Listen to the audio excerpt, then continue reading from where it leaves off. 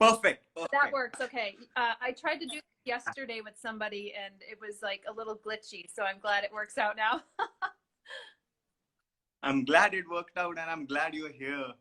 Yeah, same here. Thanks for having me and good evening, I guess, for you guys. Yeah, it's 9 o'clock here and I guess it's morning there. Yeah, it's almost lunchtime. Perfect. Perfect. So thank you for coming in. How's the situation generally with the lockdown there? And Well, I mean, I think as you might know from the news, New York is kind of like an epicenter of coronavirus, unfortunately. I mean, I feel very grateful because I'm not working, on the front line, but many people are. yeah, But I was planning actually, to start writing again in April, May, and June. So I was planning to quote unquote shelter in anyway. Um, yeah, so it hasn't really affected me from that point, but I know a lot of people who have coronavirus. I know people have been affected by coronavirus. Nobody point, um, but yeah, it's real, man, and it's crazy. And I hope everybody else is, including yourself, is staying in and being safe.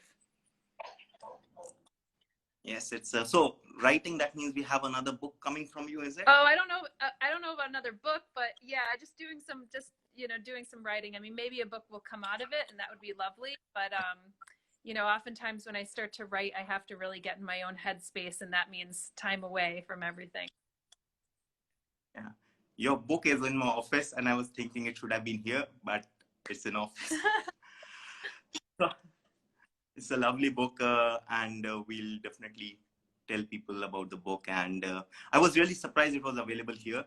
And the day I found it, I'm like, yeah, let's order it. Oh, that's so great. Yeah, actually, my publisher is Penguin Random House, and they really distribute, through all, countries that speak English. So India, of course, is one of those countries, which is really wonderful. Yeah. So Perfect. So I'll start this off. Basically, it's 50 years of Earth Day. And since beginning of 2020, I think by chance, we ran this campaign as New Year resolution that inspire others to take up gardening as a New Year resolution. And in line with that, for the Earth Day, we are talking about happy with plants. How plants and happiness and mental well-being really comes together. And so I'll start off with, I saw this post of yours, which said, plants are like yoga, or you can take back what you want from the plant, same way as yoga. So what is it that you say personally feel about plants, or what have you taken away from plants or having them in your life? well, I mean, this is something that I speak extensively also about in my book, How to Make a Plant Love You. And the key to that is the fact that it could really get us back to what I call our origins, like, really thinking about what we came out of, which is the fields and the forests around the world, and gets us back in touch with nature and to realize that we are nature. That oftentimes we've gotten to this mindset that we've kind of moved away from nature, that we could control and rule nature. But I think as we start to recognize that we are very much a part of her, and have a responsibility to her, then we will start to have a relationship with our plants. And that's hard to do if, many of us are living in kind of like an urban context, as I am, or that many people in India might be now. Further away from the land, and then we start to look at our plants as potted and packaged, like in our, as a house plant, so to speak. But if we are able to really use something as humble as a house plant to be able to connect with, then I think that's really powerful. And my connection to plants may be very different from other people, and what's been really wonderful is connecting with people all around the world to show and share their stories of how plants have helped heal them in some ways. Maybe it's alleviating some issues of not having the right kind of food in their neighborhood. Maybe it's alleviating some anxiety. Maybe it's just giving somebody a hobby. And all of those things are really important. And as we build a ritual with plants, and not just have plants for plants' sake, but to actually develop a routine and ritual with plants, I think that's like by far the best thing that you could do for yourself and for the earth.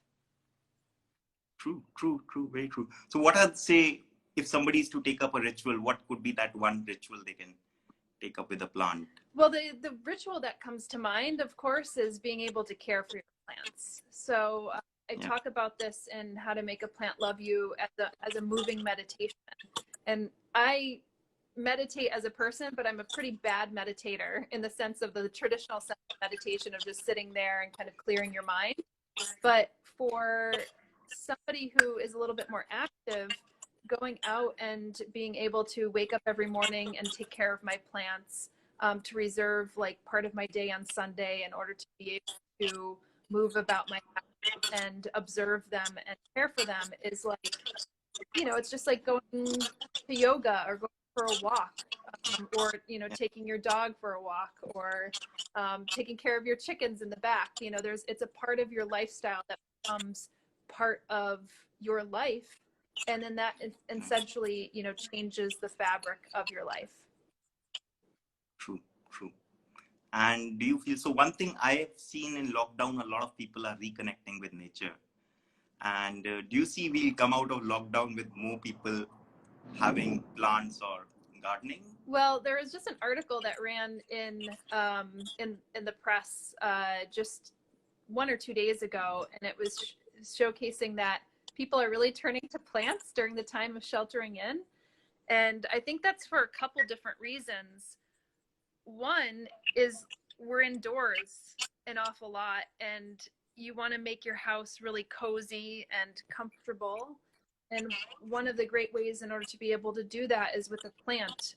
And I know, for one, when I moved here from the country and moved to the city, and you know, the space here was like very barren and aesthetic and not very cozy. And the first thing that I did was to get a plant in order to be able to really liven up the room, because you're essentially bringing life into your house.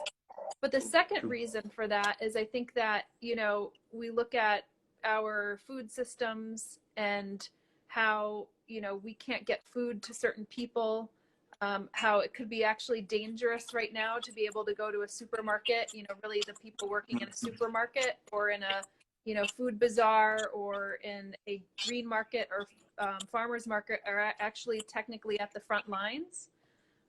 Because they're being exposed to people every day. So the idea of being able to grow your own food becomes a very, very empowering thing for people. Yeah, very true. So couple of most requests that we have been getting in lockdown is how to grow something from vegetable scraps. And that relates to this. I think people, new gardeners are going to garden, and whatever they have, they want to try their hands on it. And I asked our community for some of the questions, and I'm going to take 3 questions out of that. Great. And I think the first one really fits in with also your plant one on me and whatever we discussed. So this is by Adishta, and she says, how can we encourage someone like our friends or family who are not into plants to take up plants? Well, I think a really good encouragement is actually gift somebody a plant on a day that is very meaningful for them. So maybe it's your family's anniversary. Maybe it's when your friend breaks up with his or her partner.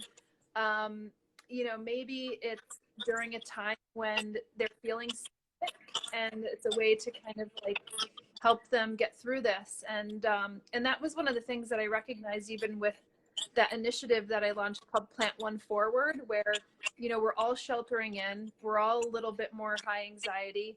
A lot of our plant shops had to close or change up how they work. Well, what is it that we could do positively? Well, maybe we could support that plant shop by getting a plant and giving it to somebody or gifting it to somebody that we think needs it at this time in life. So I think that's one way of being able to get people involved. And I think also another way is to recognize where that person is in his or her life. So I'll give you a very good example. My father is getting a little bit older, and it's not as easy for him to do his gardening outside, but he really got into the world of houseplants largely because it's an easy way for him to be able to engage with plants still, and identifying those types of things in your family or friend's life, I think, is a way to be able to connect with them and gift with them. The other way is, just inviting them into the community, because I think a lot of people, once they get into the plant community, they often say it's like one of the nicest communities that they've ever, really entered. And I think once you start to feel part of a greater community, that could be very meaningful. That's very insightful, and I love the idea to give it on a meaningful day.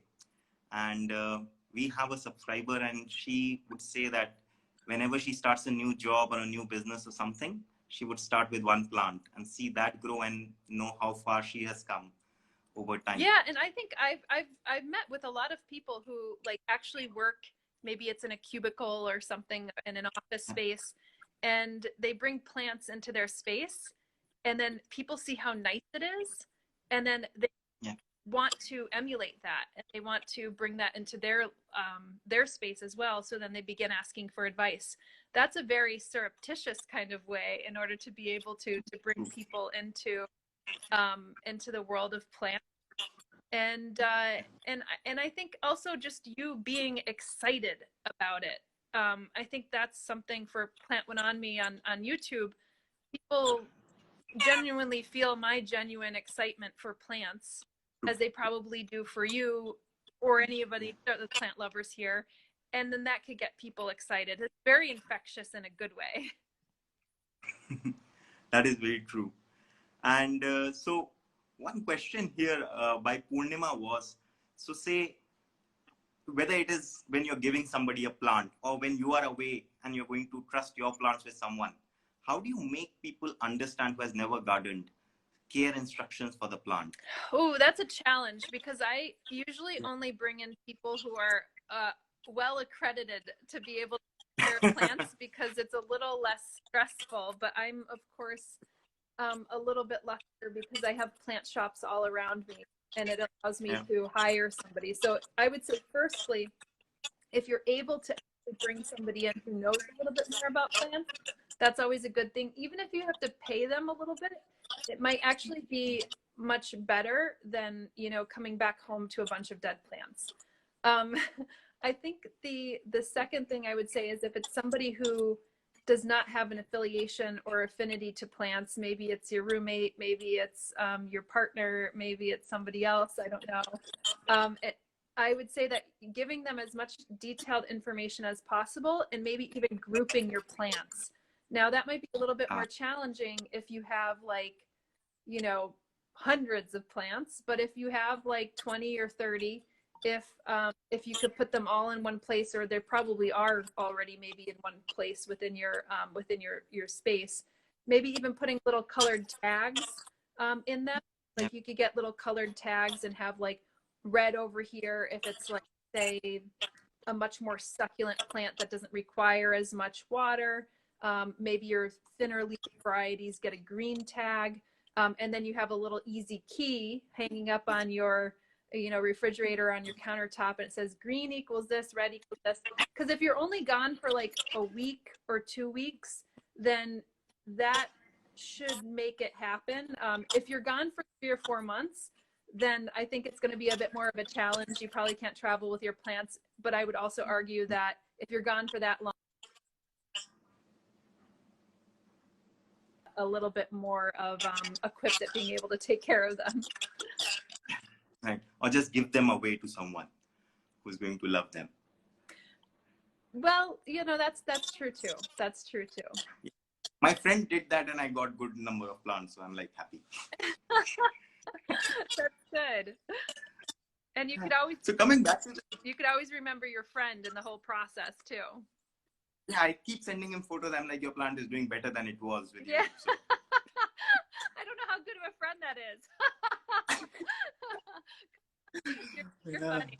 So actually coming back to this, what would you rate as the top like one or two mistakes that people make which kill plants? Oh, that's a good question. The one or two top mistakes. I mean, I think that one of the main mistakes could be that you see something on Instagram or in someone else's home, and you immediately want that plant, and then you put it into your home without really thinking about the conditions of your home.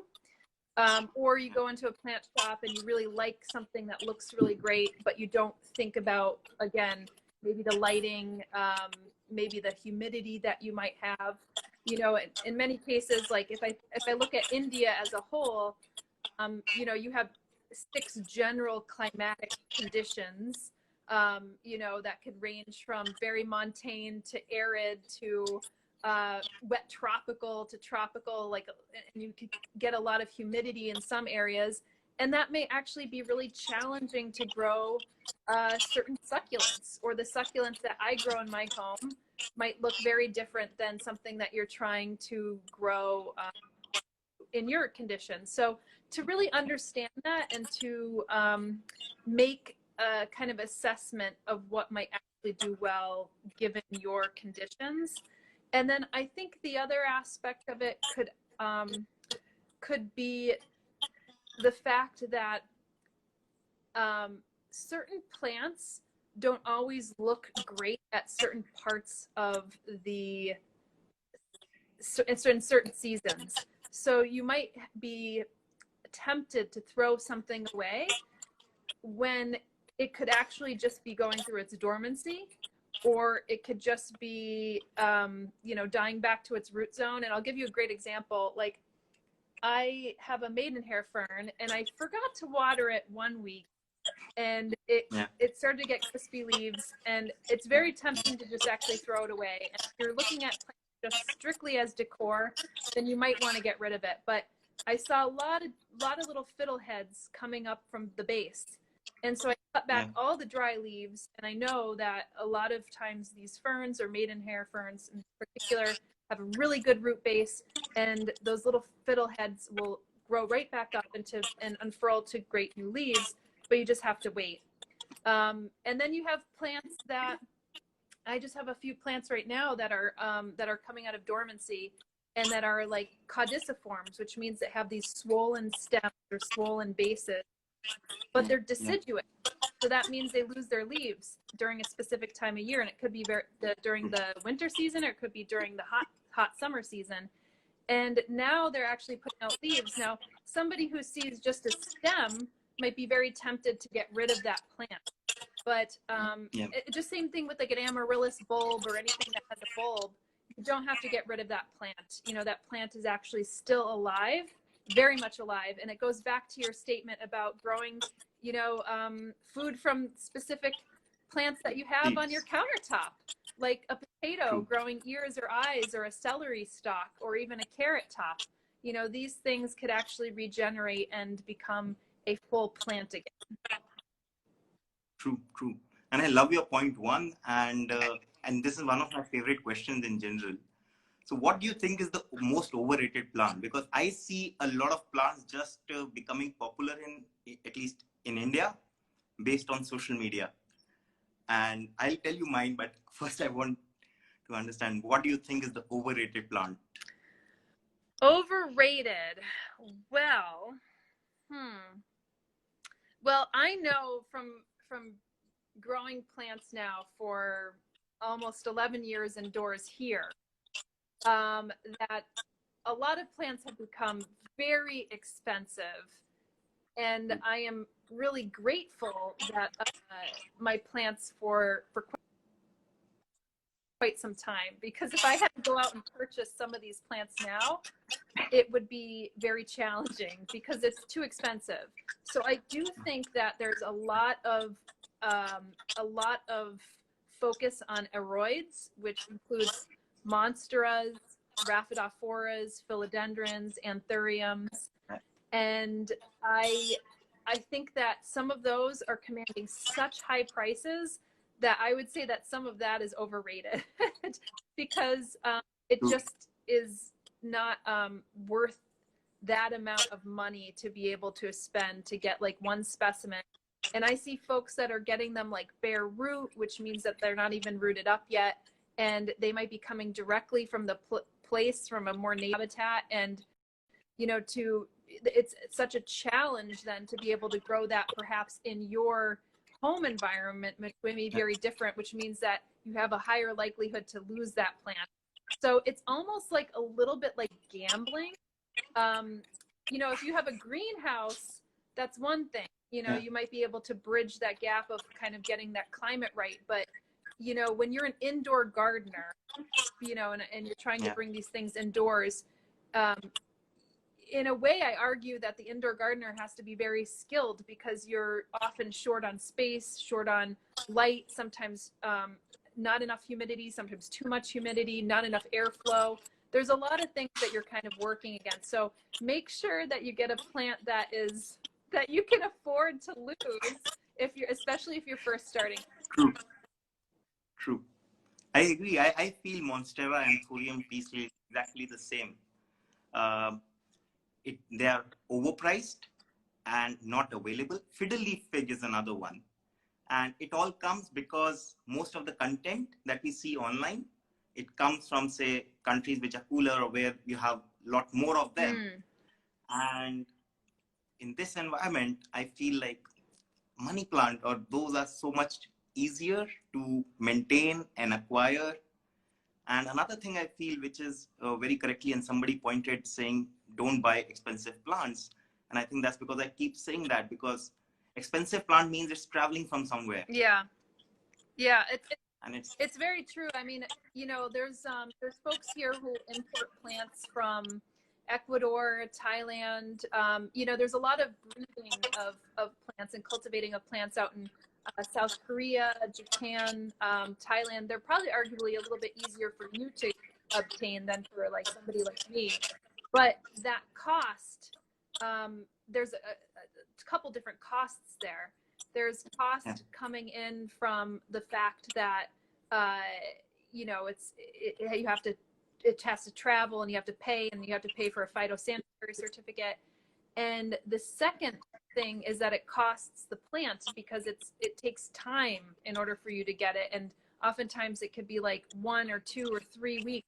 Sometimes it could get held up in your, you know, getting shipped in, and then that costs the plant its life potentially. So, you know, so those things I think you have to kind of come into, you know, into understanding. But there's plenty of plants that you guys have, because in many places in India, you are in the subtropical and tropical zone, where arguably where most of our houseplants come from. And you know, the reason why so many plants come from, like a lot of people ask me why I don't grow native plants in my house. The reality is you can't.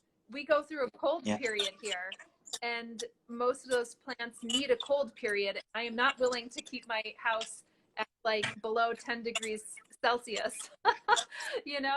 So, that's where you draw the line. Yeah, that's where I draw the line. So, you know, I'll have my native plants outdoors, and then you could have subtropical plants indoors. So the reality is that you could probably get access to very cool plants, you know, that we wouldn't necessarily be easily, that won't be easily accessible to us in some cases, that would grow perfectly well in your home or on your balcony. True. Okay, I'll just wrap up with the last question, which is mix of questions from Naz and Ramya Reddy. So basically they say, you are an inspiration not only for plants, but also for fitness in general. And what would be the milestone, or when do you think your mission would be accomplished? What is the goal? Oh, I don't think there's any one end goal. You know, I think that for me, it's really important to follow my passion, and I feel like I've been doing that my entire life, and really my core essence is to get people connected back to nature, and that could be through so many different ways. You know, I've tried to do it through connecting people through what we wear, to what we eat, to what we put on our bodies, to what we put in our bodies when it comes to food, to like how we grow, and so I think the overall pursuit is that, and I will probably end up doing it until the day I die. So I don't think that there's like an ultimate goal, but I think for me personally, I think it would be great to be able to exercise more of my green thumb in a much more in a much more in an environment that's more suitable than the city. And right now, you know, I have to illegally plant in the ground in my community garden, hoping that no one will notice. So in some ways, I feel a little bit like a fugitive here.